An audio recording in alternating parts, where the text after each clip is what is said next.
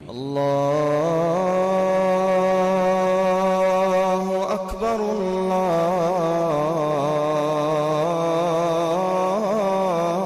الله أكبر.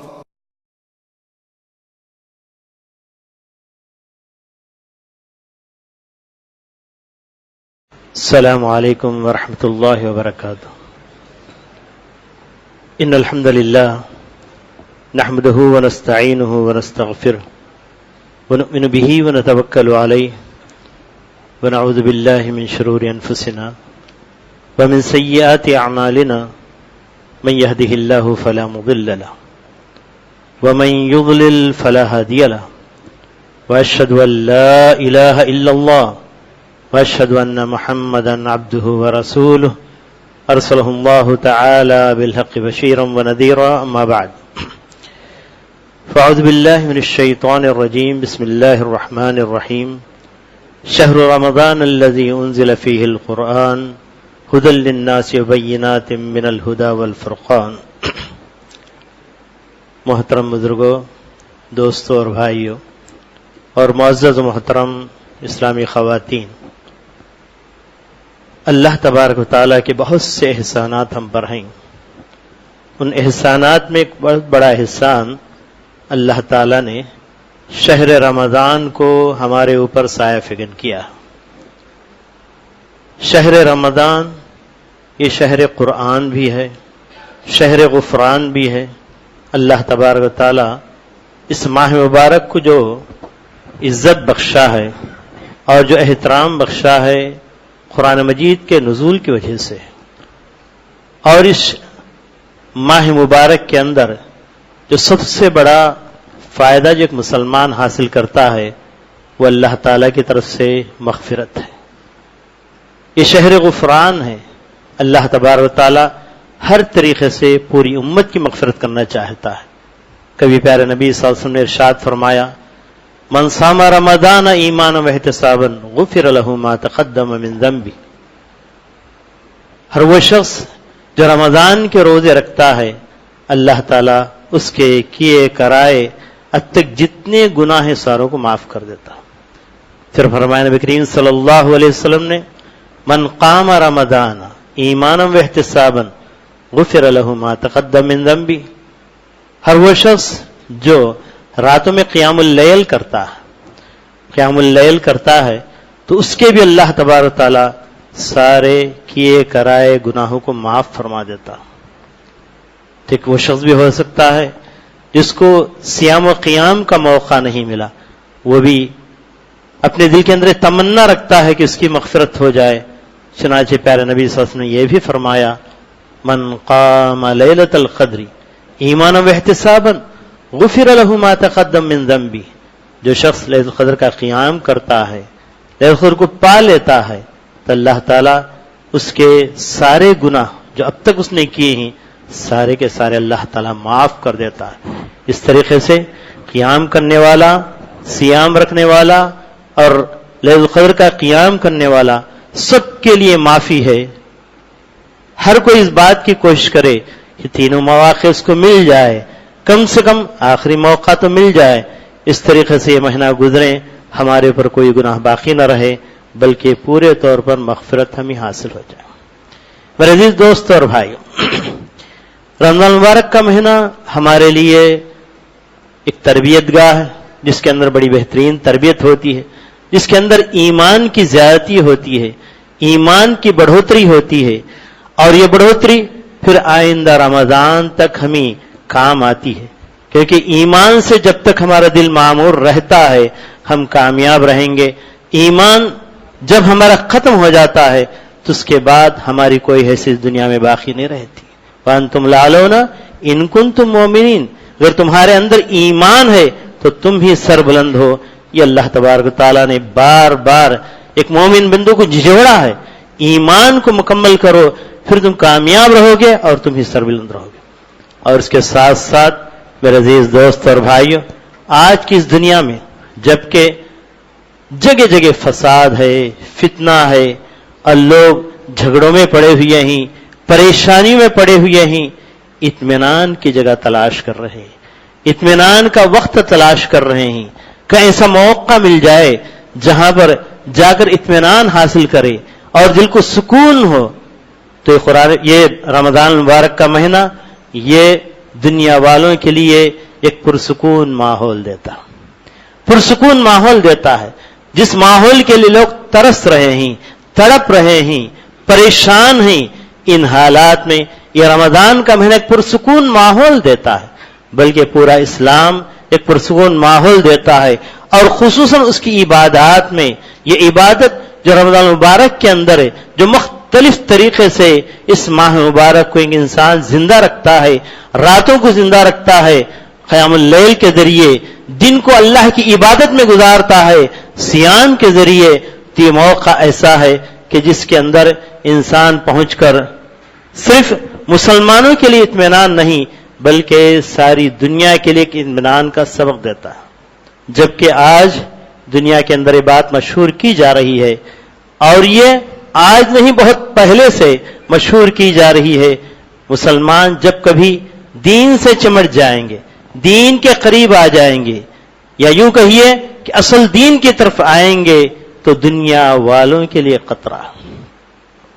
اور یہ دشمنان اسلام نے اس کو بہت زیادہ پروپگنڈا دیا ہے۔ آج سے بہت سال پہلے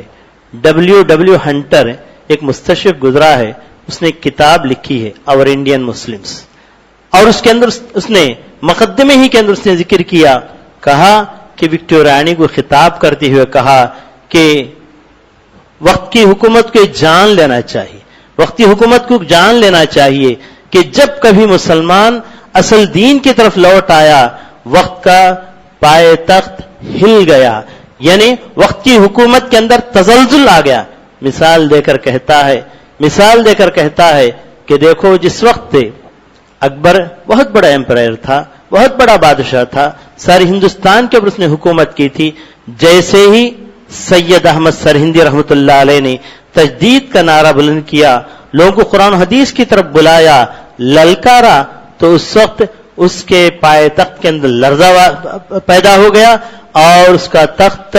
آہستہ آہستہ ختم ہو گیا۔ اس لیے آج وقتی حکومت کو چاہیے کہ مسلمانوں کو اسلام کے جو اصل اسلام ہے اس کے قریب نہ آنے دے۔ آج ہم اس دنیا کے اندر اس بات کو ثابت کرنے کی ضرورت ہے کہ اصل اسلام دنیا کے اندر اطمینان کا ماحول پیدا کرتا ہے، دنیا کے اندر امن و سلامتی پیدا کرتا ہے، دنیا کے اندر جو انسان فساد و فتنوں کے اندر جو مبتلا ہے اس سے نکال کر انسان کو ایک ایسے راہ پر ڈال دیتا ہے، دنیا والوں کے لیے بھی اس کے ذریعے امن ہی امن ہے، اور آخرت میں بھی امن کے لیے وہ کوشاں رہے گا، اور اللہ تبارک تعالیٰ آخرت میں تو اس کو امن دے کر ہی رہے گا۔ تو آج چند مثالوں کے ذریعے میں بتانا چاہتا ہوں، آپ حضرات کے سامنے واضح کرنا چاہتا ہوں کہ آج اگر ہم اس بات کو ثابت کر دیں کہ یہ جو ہماری عبادتیں ہیں اور یہ جو ہمارے مواقع جو ملتے ہیں، جس کے ذریعے دنیا کے اندر فساد نہیں، فتنہ نہیں، ایک امن و سلامتی کا ایک دنیا کو گہوارہ بنانا چاہتا ہے مسلمان،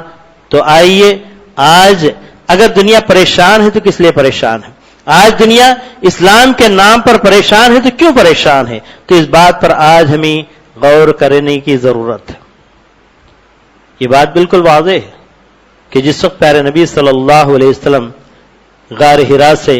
اقرأ بسم ربک الذی خلق کا پیغام لے کر آئے تھے، اس وقت کا ماحول کیا تھا؟ دنیا کس فساد اور کن فتنوں میں مبتلا تھی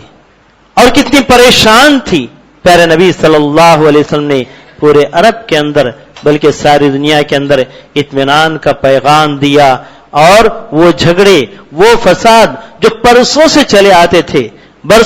آتے تھے ان تمام انسانوں کی ایک لڑی میں پھرا دیا۔ واعتصموا بحبل اللہ جميعا ولا تفرقوا کا نعرہ، ھذا صراطی مستقیم فاتبعوہ کا نعرہ جب پیارے نبی صلی اللہ علیہ وسلم نے بلند کیا، تو اس وقت ساری دنیا تمام فسادات کو چھوڑ کر، تمام جھگڑوں کو چھوڑ کر، جہاں بھائی بھائی کے اندر جھگڑے ہوتے تھے، جہاں پر قبیلے برسوں سے لڑائیوں کے اندر مبتلا تھے، کنتم علی حفرۃ من نار فانقذکم منہا، اللہ تعالیٰ نے اعلان کر دیا تم جہنم کے قریب پہنچ چکے تھے اور فساد کے قریب پہنچ چکے تھے، ختم ہونے والے تھے، اسلام کے ذریعے اللہ تعالیٰ نے تمہیں بچا لیا۔ یہ تو ساری دنیا مانتی ہے۔ پیارے نبی صلی اللہ علیہ وسلم نے جھگڑے اور فساد کو ختم کیا اور ساری دنیا کے اندر ایک اطمینان کا سانس لینے کا موقع عطا فرمایا۔ پھر اس کے بعد پھر جب ہم دیکھتے ہیں جیسے رمضان کا مہینہ آیا ہے، صرف رمضان کے مہینے کی بات لے لیجئے، اللہ تبارک تعالیٰ نے یہ شہر قیام اور شہر رمضان اور شہر قرآن، شہر غفران اس لیے ہم پر صائفین کیا ہے کہ دنیا والوں کو اطمینان کا ماحول دے سکے۔ اس لیے کہ آدمی جو صبح میں روزہ رکھتا ہے، سحری کر کے روزہ رکھتا ہے، شام تک ایک اللہ تبارک تعالیٰ سے اپنا ایک تعلق جوڑ لیتا ہے اور وہی کام کرتا ہے جس کا اللہ تبارک تعالیٰ نے حکم دیا ہے، ان تمام باتوں سے رک جاتا ہے جس سے اللہ تبارک تعالیٰ نے روکا ہے۔ چنانچہ اگر کوئی جھگڑے کے لیے آمادہ ہو جائے، اگر کوئی جھگڑے کے لیے آمادہ ہو جائے تو روزے دار سے کہا گیا، اس سے کہو کہ انی صائم، میں کیا روزہ ہوں، روزے سے ہوں، میں اس دنیا کے اندر جھگڑنے کے لیے نہیں ہوں۔ اور یہ بات جو نبی کریم صلی اللہ علیہ وسلم نے اپنے امتی کو جو سکھا رکھی ہے، تو دنیا والوں کے لیے ایک پیغام دیا جا رہا ہے، مسلمان جھگڑنے والا کبھی نہیں ہوتا، جھگڑنے والوں سے بھی کہتا ہے کہ انا صائم، میں اللہ تبارک تعالیٰ کے لیے میں نے روزہ رکھا ہے، اور یہ روزہ صرف بھوکے رہنے کا نام نہیں ہے، پیاسے رہنے کا نام نہیں ہے، اپنے ہاتھ سے، اپنے پیر سے، اپنی زبان سے، اپنے پورے اعضاء سے کسی کو تکلیف نہ ہو، کسی کو تکلیف نہ ہو۔ اور یہ ماحول صرف اسلام ہی دے سکتا ہے، یہ پیغام اسلام ہی دے سکتا ہے۔ اور یہ وہ روزہ ہے جو دنیا والوں کو تعجب میں ڈال دینے والا روزہ ہے۔ شاید آپ نے اس پر غور کیا نہ کیا، لیکن غور کرنے والے غور کرتے ہیں۔ ابھی قریب میں ایک واقعہ پیش آیا، ایک انسپیکٹر جس کو کہا جاتا ہے کہ وہ مدارس کو جا کر، اسکولوں کو جا کر بچوں کا جائزہ لینے والا، اسکول میں پہنچ کر اس نے کچھ چاکلیٹ وغیرہ بانٹے تاکہ بچوں کو اپنی طرف مائل کر لیں۔ تو کہتا ہے کہ ایک چھوٹے بچے کو میں نے دیکھا، اس نے چاکلیٹ نہیں لیا۔ میں نے پوچھا کہ کیا بات ہے؟ کہا کہ میں روزے سے ہوں، رمضان کا مہینہ تھا، میں روزے سے ہوں۔ تو بہرحال چاکلیٹ تو بٹ گئے۔ پھر اس کے بعد اس بچے کو بازو میں لے جا کر کہتا ہے کہ دیکھو یہاں کوئی آپ کو دیکھنے والا نہیں، میں آپ کو یہ چاکلیٹ دوں گا، آپ اس کو کھا لیجئے، پھر اس کے بعد جا کر بچوں کے ساتھ مل جانا۔ تو بچہ کہتا ہے کہ میں روزے سے ہوں، تو کوئی نہیں دیکھ رہا ہے۔ تو بچہ کہتا ہے اللہ تو دیکھ رہا ہے، اللہ تو دیکھ رہا ہے، کوئی یہ دیکھے یا نہ دیکھے، اللہ تو دیکھ رہا ہے۔ تو کہتا ہے کہ سنتے ہی میرے دل کے اندر اسلام اتر گیا۔ چھوٹا سا بچہ ہے، اللہ سے ڈر۔ تو دنیا کے اندر بہت سے روزے ہوتے ہیں، بہت سے مذاہب کے اندر بہت سے روزے کے نام پر بہت سے ریاضتیں کی جا رہی، لیکن یہ وہ روزہ جس کے بارے میں نبی کریم صلی اللہ علیہ وسلم نے حدیث قدسی میں بیان فرمایا، اللہ تبارک تعالیٰ کہتا ہے الصوم لی وانا اجزی بہ، اور یہ کیفیت بندے اور اس کے آقا اللہ تبارک تعالیٰ کے درمیان میں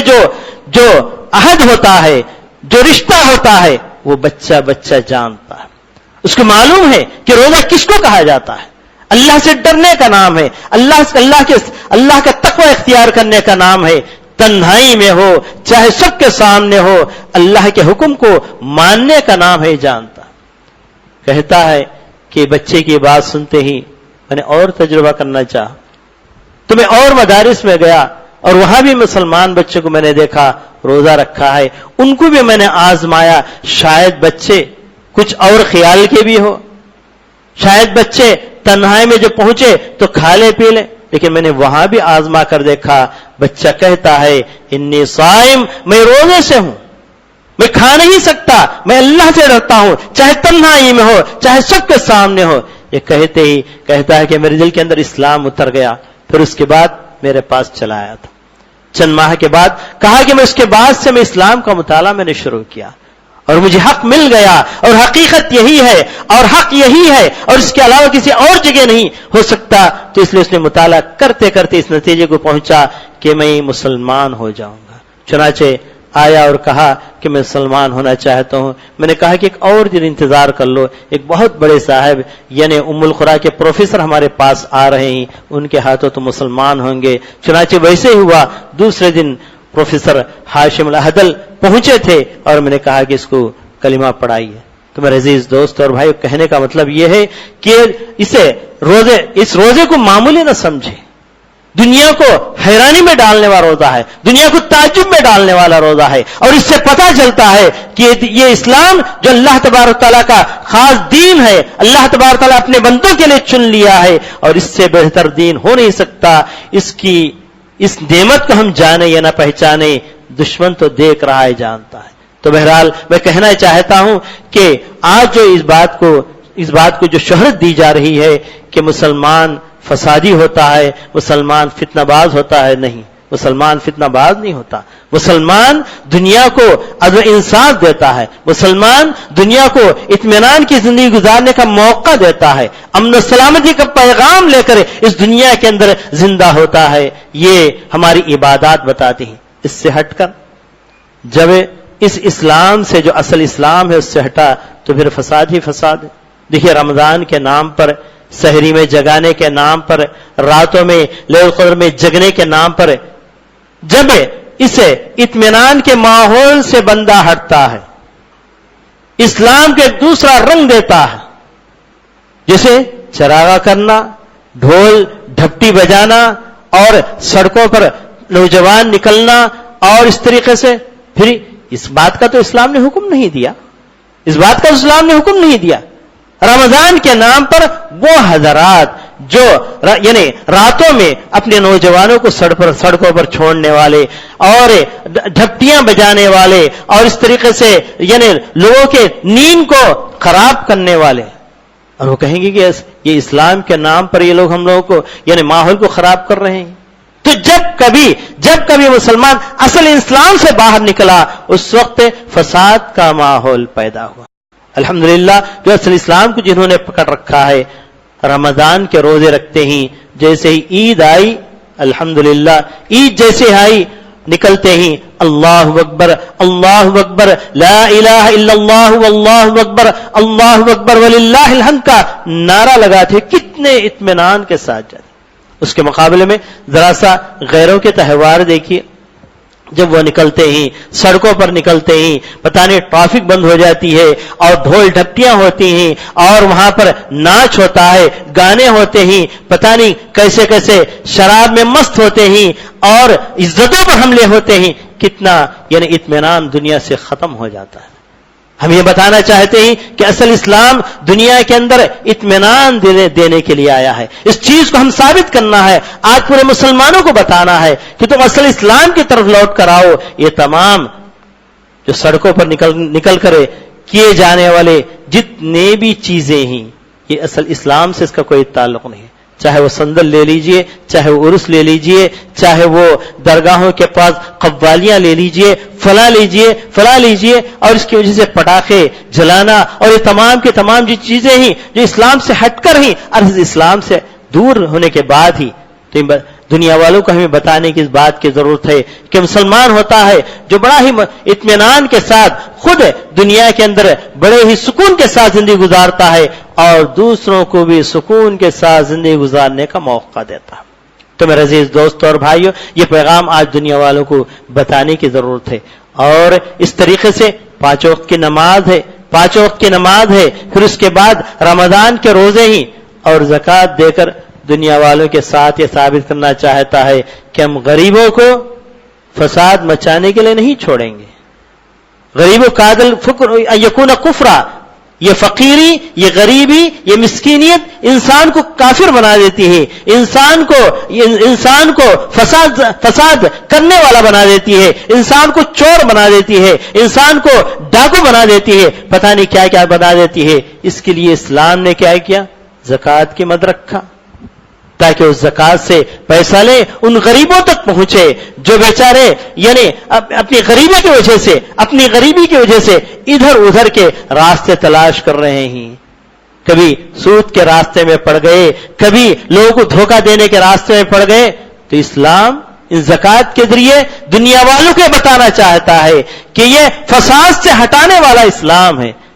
یہ دین فساد سے لوگوں کو ہٹانے والا ہے, غریبی سے بچانے والا ہے. لوگوں کو غلط راستے پر جو جا رہے ہیں, مسلمان جب زکات ادا کرتا ہے تو یہ تمام کے تمام اطمینان کے ساتھ زندگی گزارتے ہیں. وہ لوگ خود ایک مسلمان جب روزہ رکھتا ہے, یہ غریب کے حالات کا خود اپنے اوپر تطبیق دے کر اس کو آزماتا ہے. ایک بھوکا کیسے زندگی گزار رہا, جس کو 2 وقت کا کھانا نہ ملا ہو, وہ کیسے زندگی گزارتا ہے. وہ اپنے آپ کو اپنے اوپر اس کو تطبیق دے کے اپنے پریکٹیکل پورے طریقے سے جان لیتا ہے کہ نہیں, جو آدمی جس کو کھانا نہ ملے وہ بھوکا اور پیاسا کیسے رہ سکتا ہے, جبکہ میں ایک وقت کا کھانا کھائے بغیر میرے لیے اتنی پریشانی ہے. تو یہ اس احساس کے ساتھ جب بندہ آگے بڑھتا ہے اور آگے بڑھ کر اپنے زکات کے مال کو اور صدقات کے مال کو لے کر جاتا ہے, غریبوں کے درمیان میں تقسیم کرتا ہے, تو غریب بڑے ہی یعنی اطمینان کے ساتھ اپنی زندگی گزارتا ہے. اور عید کا موقع آتا ہے تو اس بندے کے ساتھ جو مالدار ہے دوش بدوش چل کر عید کی نماز پڑھتا ہے اور خوشی کے اندر پورا ساتھ دیتا ہے. اور اس کے اندر ایک مد وہ بھی رکھا گیا ہے, تالیف قلب کے لیے غیر مسلموں کو دینے کا بھی اس کے اندر ایک مد رکھا گیا ہے. آپ اپنے محلے کے اندر کسی غیر مسلم کو غریب پاتے ہیں, فقیر پاتے ہیں, اور ان پر خرچ کرنے سے اسلام کی طرف مائل ہو سکتا ہے, تو اس کے اوپر خرچ کریں. تالیف قلب کے لیے ایک مد اس کے اندر بھی رکھا گیا ہے. تو اس طریقے سے پورے ماحول کو اطمینان کا ماحول بنانے کے لیے اسلام دنیا کے اندر آیا ہے. اس چیز کو ثابت کر کے بتانا ہے. اس لیے کہ آج مسلمانوں پر جو ظلم ہو رہا ہے, جو زیادتیاں ہو رہی, یہ تمام کے تمام اس کی وجہ سے ہو رہی کہ ہم نے اصل اسلام کو چھوڑ دیا ہے. صرف رسمی طور پر چند مراسم ہم کر لیتے ہیں اور سمجھتے ہیں کہ ہم اسلام کے اوپر کاربند ہیں. تو اسی طریقے سے اب آگے بڑھیے, حج کا موقع آتا ہے. اس کے اندر بھی ایک مسلمان بڑے ہی اطمینان کے ساتھ حج کے سفر کے لیے توشہ باندھتا ہے, مانگ کر نہیں. جیسے کہ دوسرے مذاہب کے اندر کسی مقدس سفر کے لیے جانا ہو تو مانگنا ان کے لیے حلال ہو جاتا ہے. یہاں تو نبی کریم صلی اللہ علیہ وسلم نے کہا کہ وَلِسْتَطَاعَ إِلَيْهِ سَبِيلًا, جس شخص کے پاس سفر کے لیے اخراجات ہو, سفر کے لیے اخراجات ہی نہیں بلکہ گھر والوں کے لیے سفر سے واپس آنے تک کھانے پینے کا پورا انتظام ان کے لیے ہو جائے, اسی پر اللہ تبارک تعالیٰ نے حج فرض کیا ہے. اس کا مقابلہ دوسرے مذاہب سے کیجئے. جب کوئی تروپتی ہی صحیح تروپتی کے لیے نکلتا ہے, پتہ نہیں مانگنے کا اس کے لیے راستہ کھل جاتا ہے اور وہ مانگتے ہوئے نکلتا ہے, کہتا ہے کہ ہم مقدس مقام کو جا رہے ہیں, ہمارے لیے پیسہ دو, تو مانگنے کا دروازہ کھول دیتا. لیکن یہاں ویسے نہیں. تو اللہ تبارک تعالیٰ نے اس دین کو, چونکہ اللہ تبارک تعالیٰ کا خاص دین ہے, ان الدین عند اللہ الاسلام کے طور پر, اس دین کو اللہ تبارک تعالیٰ نے دنیا والوں کے لیے نمونہ بنایا. دنیا والوں کے لیے ایک نمونہ, بلکہ دنیا والوں کے لیے سب کے لیے اللہ تبارک تعالیٰ نے دین اسلام کو اختیار کیا. اس چیز کو مسلمان بتانے کی ضرورت ہے. اور پھر وہاں ایک مسلمان وہاں پر پہنچتا ہے تو وہاں بھی کوئی فتنہ فساد نہیں. بار بار اس بات کا اعلان ہوتا ہے, ولا رفث ولا فسوق ولا جدال فی الحج. حج کا ارادہ ایک مسلمان کر لیتا ہے تو اس کے بعد نہ کوئی جھگڑا ہے, نہ کوئی گناہ ہے, نہ کوئی نافرمانی ہے, اور نہ کوئی وہاں پر یعنی آپس میں لڑائی جھگڑا ہے. تو یہ بھی پیغام دنیا والوں کو اسلام دینا چاہتا ہے کہ اسلام فساد کبھی نہیں چاہتا, اسلام فتنہ پروری نہیں چاہتا. اسلام کیا چاہتا ہے کہ جھگڑوں سے ہٹو اور اطمینان کی زندگی خود گزارو اور دوسروں کو یعنی اطمینان کی زندگی گزارنے کا موقع دو. تو آج بات کو ہم ثابت کرنے کی ضرورت ہے. ہاں, جب یہاں سے ہٹ گئے تو دیکھیے, اب کبھی کوئی شخص حج کے لیے نکلتا ہے تو کوئی اعلان کرنے کی ضرورت نہیں. لیکن یہاں پر اعلان کیا جاتا ہے، پتہ نہیں جلد سے جلوس نکلتے ہیں، نعرے لگائے جاتے ہیں، پتہ نہیں اسٹیشن تک اور ہوائی اڈے تک پتہ نہیں کیسے کیسے مراسم ہم دیکھتے ہیں مسلمانوں کے اندر۔ تو میں کہنا چاہتا ہوں کہ دنیا کے اندر ایک وہ لوگ بھی ہیں جو اصل اسلام سے ہٹ کر اسلام کے اوپر عمل کر رہے ہیں، ایک وہ لوگ بھی ہیں جو اسلام کو قرآن حدیث کے مطابق عمل کر بتانا چاہتے ہیں۔ اب آپ دونوں کا مقابلہ کر کے دیکھیے، دونوں کا مقارنہ کر کے دیکھیے۔ وہ لوگ جو اصل اسلام سے ہٹ کر ہیں، وہ جو بھی حرکت کرتے ہیں وہ حرکت دوسروں کے لیے نقصان دہ، جبکہ اسلام یعنی اصل جو اسلام بتا رہا ہے تو اس کے اندر جب آدمی چلے گا تو اطمینان ہی اطمینان۔ جب بندہ حج کے موقع پر حج کر کے واپس آتا ہے تو اللہ کے رسول صلی اللہ علیہ وسلم نے کہا قیوم ولدت ام، اتنا پاک و صاف ہو کر آتا ہے، زبان کے اعتبار سے بھی پاک صاف ہو گیا، اور اپنے حرکات و سکنات کے اعتبار سے اور جسم کے اعتبار سے بھی اتنا پاک و صاف ہو گیا، گناہوں سے پاک ہو گیا۔ قیوم ولدت ام، نبی کریم صلی اللہ علیہ وسلم نے اس کے لیے خوشخبری دے دی، تیرا تو وہ مقام ہے جیسے ایک بچہ معصوم اپنے ماں کے پیٹ سے جنم لیتا ہے ویسا بن کر اس دنیا کے اندر آیا۔ تو اسلام اس دنیا کے اندر امن و سلامتی کا پیغام۔ اس چیز کو سمجھانے کے لیے بہت سے مواقع پر نبی کریم صلی اللہ علیہ وسلم نے نشاندہی کی ہے۔ ایسے ہی لیلۃ القدر کا ایک موقع تھا، پیارے نبی صلی اللہ علیہ وسلم کو خواب کے اندر بتایا گیا، انبیاء کے خواب سچے ہوا کرتے ہیں، پیارے نبی صلی اللہ علیہ وسلم کو بتایا گیا کہ لیلۃ القدر پورے یعنی تعین کے ساتھ فلاں رات ہے۔ پیارے نبی صلی اللہ علیہ وسلم کو خواب دیکھنے کے بعد جب باہر نکل رہے تھے، دیکھا کہ دو آدمی آپس میں جھگڑ رہے ہیں، کہا کہ تمہارے اس جھگڑے کی وجہ سے یہ رات کی تعین اٹھا لی گئی۔ سبحان اللہ، یہاں بھی اللہ کے رسول صلی اللہ علیہ وسلم بتانا چاہتے ہیں کہ یہ جھگڑا فساد اسلام کے اندر اس کے اندر کوئی گنجائش نہیں ہے، بلکہ جھگڑا فساد ایک دنیا والوں کے لیے نقصان ہے۔ کتنی بڑی بات، اگر اس کی تعین ہو جاتی کوئی ایک رات، بہرحال اللہ تعالیٰ تو حکمتوں کو جاننے والا ہے، کس حکمت کے ساتھ اللہ تعالیٰ نے اس رات کو مخفی رکھا ہے وہ اللہ تعالیٰ ہی جانتا ہے، لیکن پیارے نبی صلی اللہ علیہ وسلم نے دنیا والوں کو بتانا چاہا کہ جھگڑا و فساد اسلام کا شیوا نہیں ہے۔ کہا کہ دیکھو تمہارے دو آدمیوں کے جھگڑے کی وجہ سے اس رات کی تعین اللہ تبارک تعالیٰ نے اٹھا لی۔ کتنی بڑی نعمت تھی، کتنی بڑی چیز تھی جو اس جھگڑے کی وجہ سے نکالی۔ اس کے اندر مطلب یہ نہیں کہ تم بہت بڑی نعمت سے محروم ہو گئے، یہ نہیں، نبی کریم صلی اللہ علیہ وسلم یہ بتانا چاہتے ہیں کہ جھگڑا فساد اسلام کا شیوا نہیں۔ ایک مرتبہ حضرت عمر رضی اللہ تعالیٰ نے دیکھا کہ دو آدمی آپس میں آواز بلند کر رہے ہیں، مسجد نبوی ہے، پیارے نبی صلی اللہ علیہ وسلم کی پناہ گاہ بازو میں ہے، آپ سو رہے ہیں۔ اللہ تبارک تعالیٰ قرآن مجید میں فرمایا ہے لا ترفعوا اصواتکم فوق صوت النبی، تم اپنی آوازوں کو پیارے نبی کی آواز پر بلند نہ کرو۔ حضرت عمر رضی اللہ عنہ دو آدمیوں کا آواز بلند کرتے ہوئے دیکھا تو آپ نے اپنا درہ نکال لیا اور کہا کہ میں اس درے سے تمہیں سزا دینا چاہتا ہوں، اپنی آوازوں کو پست کرو پیارے نبی صلی اللہ علیہ وسلم۔ بلکہ ایسے بھی ایک مسجد جس کے اندر آدمی پہنچتا ہے تو امن و سلامتی کے اندر آ جاتا ہے۔ چنانچہ پیارے نبی صلی اللہ علیہ وسلم نے کہا کہ مسجدوں کے اندر کسی ہتھیار کو لے کر آنا بھی، یہاں تو لوگ کہتے ہیں ہتھیار یہاں پر چھپائے جاتے ہیں، مسجدوں کے اندر ہتھیار چھپائے جاتے ہیں، جبکہ پیارے نبی صلی اللہ علیہ وسلم نے کہا کہ کوئی شخص ہتھیار لے کر مسجد کے اندر داخل ہونا بھی منع ہے۔ کسی کی طرف یعنی چاہے مسجد میں ہو چاہے باہر ہو، ہتھیار لے کر اس کی طرف اشارہ کرنا بھی پیارے نبی صلی اللہ علیہ وسلم نے منع کیا۔ اور اس مسجد کو جو پیارے نبی صلی اللہ علیہ وسلم کے زمانے میں بنائی گئی، منافقین نے بنائی تھی، جہاں پر ہتھیار چھپائے گئے تھے، مسجد زرار کہا گیا۔ لا تقم فی، اے محمد صلی اللہ علیہ وسلم، یہ جو مسجد بنائی گئی ہے ہتھیار چھپانے کے لیے، سازش کر کے مسلمانوں کے درمیان میں اختلاف پیدا کرنے کے لیے، مسلمانوں کے درمیان میں فساد پیدا کرنے کے لیے یہ منافقین نے مسجد بنائی ہے۔ یہ مسجد زرار ہے، اس مسجد میں تمہیں نماز پڑھنے کی اجازت نہیں۔ وَلَمَسْجِدٌ أُسِّسَ عَلَى التَّقْوَىٰ أَحَقُّ أَن تَقُومَ فِيهِ، وہ مسجد جو تقوی پر جس کی بنیاد رکھی گئی ہے، وہ مسجد جس کے اندر اللہ تبارک تعالیٰ کی عبادت کے لیے رکھی گئی ہے، یہ وہ مسجد جس کے اندر متطہرین جس کے اندر ہیں، جو پاکی حاصل کرنے والے، واللہ یحب المطہرین، اللہ تبارک تعالیٰ پاکی حاصل کرنے والوں کو پسند کرتا ہے، آپ کو ان تقوم فی، جس کے اندر آپ اس بات کا حق رکھتے ہیں کہ جا کر آپ نماز پڑھائیں۔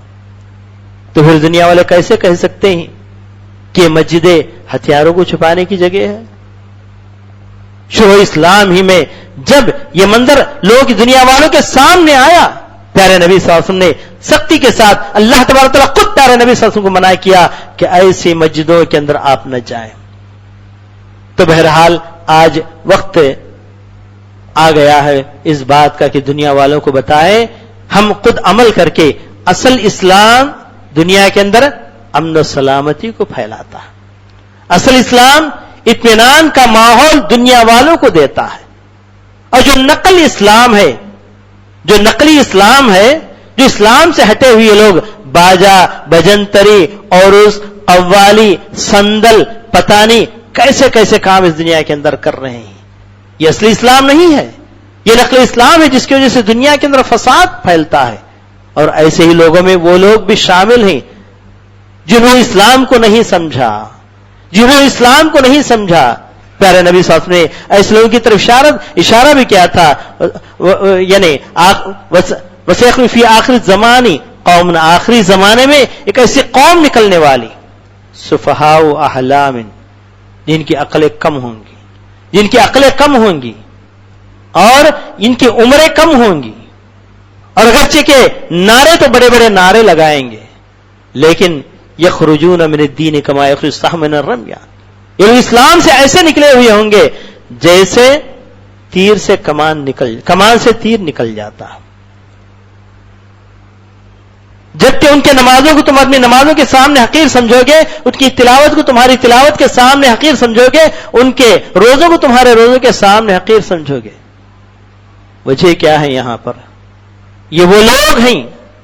جنہوں نے اسلام کو نہیں سمجھا، اسلام کو نہیں سمجھا، اور جن اشارہ کرتے ہوئے پیارے نبی صلی اللہ علیہ وسلم نے خوارج کی طرف اشارہ کیا۔ اور ویسے لوگ آج بھی دنیا کے اندر، جو خوارج آج بھی اس دنیا کے اندر پائے جاتے ہیں۔ خوارج کس کو کہا جاتا ہے؟ خروج کے معنی ہی بغاوت، خروج کے معنی ہی بغاوت۔ ان لوگوں نے بغاوت دو چیزوں کی، ایک بغاوت وقت کے حاکم سے انہوں نے بغاوت کی، اس وقت جو خلفاء تھے، خلفائے راشدین اس وقت تھے، حضرت علی رضی اللہ تعالیٰ کے زمانے میں قوم نکلی تھی، وقت کے خلیفہ سے انہوں نے بغاوت کی، اور دوسرے عام مسلمانوں کے ساتھ انہوں نے بغاوت کی، عام مسلمانوں کو مسلمان نہیں سمجھا، جیسے کہ آج بھی جن کے ناموں کو ذکر کرنا کوئی ضروری نہیں ہے، آپ لوگ سمجھتے ہیں، میڈیا دیکھنے والے اور میڈیا کے ساتھ یعنی اخبارات وغیرہ سننے اور دیکھنے والے جانتے ہیں، چاہے وہ ISIS کے نام سے ہو، چاہے القاعدہ کے نام سے ہو، فلاں کے نام سے ہو، یہ وہ لوگ ہیں جنہوں نے اسلام کو نہیں سمجھا، اسلام کو نہیں سمجھا۔ ان کے قلت علم کی دلیل یہ ہے، دیکھتے ہیں کہ خاتون بے پردہ باہر نکلی ہے، بے پردہ باہر نکلی، اس کو انہوں نے قتل کر دیا، اور پھر اس بات کے جھگڑے میں پڑ گئے کہ اس کے اوپر جو زیورات ہیں وہ مال غنیمت ہے، اس کو لینا ہے، کہ ہم تو غیر محرم ہیں، ہمیں سے کون جائے اور اس کے مال غنیمت کو، اس کے جسم کو ہاتھ لگا کر مال غنیمت کو، اس بارے میں یعنی جس وقت قتل ہو رہا تھا اس وقت جھگڑا نہیں کیا انہوں نے کہ اس کا قتل جائز ہے کیا ناجائز ہے، کیا بے پردگی انسان کو قتل کا مجرم قرار دیتا ہے؟ یہ تو نہیں، اس وقت انہوں نے جھگڑا نہیں کیا، لیکن اب جھگڑا اس بات پر ہو رہا ہے کہ اس کے زیورات کو کون لے گا۔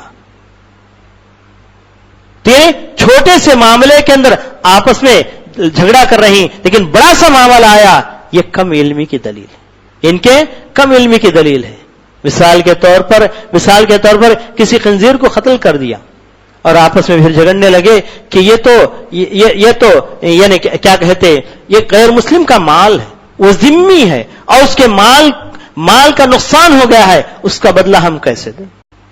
تو یہ تمام اس طرح کے یعنی کم علمی کے سارے دلائل ہمارے سامنے آ رہے ہیں۔ تو بہرحال آج اس بات کی ضرورت ہے خاص کر کے اپنے نوجوانوں کو سنبھالیں، اپنے نوجوانوں کو سنبھالیں۔ اپنے نوجوانوں کو سنبھالنے کے لیے حکومت کے کارندے بھی ہم جیسے ذمہ داروں کے پاس آتے ہیں اور اگر کہتے ہیں کہ اپنے نوجوانوں کو سنبھالیے، اور خاص کر کے ان پارٹیوں سے، ان فرقوں سے جو نئی نئی جماعتیں اور نئے نئے فرقے اٹھ رہے ہیں، ان سے اپنے نوجوانوں کو بچائیے۔ وہ لوگ گمراہی کی طرف لے جا رہے ہیں۔ اپنے نوجوانوں کو مساجد سے جوڑیے، اپنے نوجوانوں کو اپنی جو معروف جو جماعتیں ہیں،